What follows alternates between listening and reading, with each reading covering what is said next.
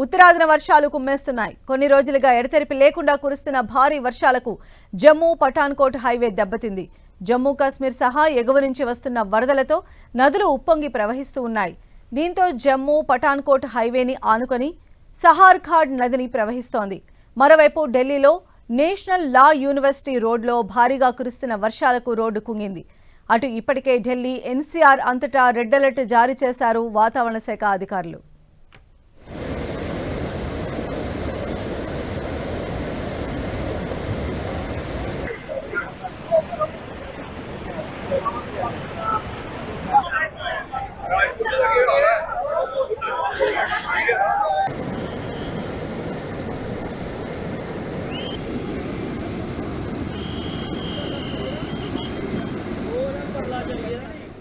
రెండు మూడు రోజులుగా కురుస్తున్న వర్షాలకు ఘజియాబాద్, గురుగ్రామ్ సహా అనేక ప్రాంతాల్లో రోడ్లపై నీళ్లు నిలిచిపోయాయి. అటు అస్సాం, మేఘాలయ, మణిపూర్, త్రిపురలోనూ భారీ వర్షాలు కురుస్తున్నాయి. అటు ఇప్పటికే భారీగా కురుస్తున్న వర్షాలతో ఉత్తరాఖండ్లో పలుచోట్ల కొండ చర్యలు విరిగిపడి రాకపోకలు స్తంభించాయి. మరో వారం రోజులు ఉత్తర భారతదేశంలో భారీ నుంచి అతి భారీ వర్షాలు కురుస్తాయని వాతావరణ శాఖ హెచ్చరించడంతో అధికారులు అప్రమత్తమయ్యారు.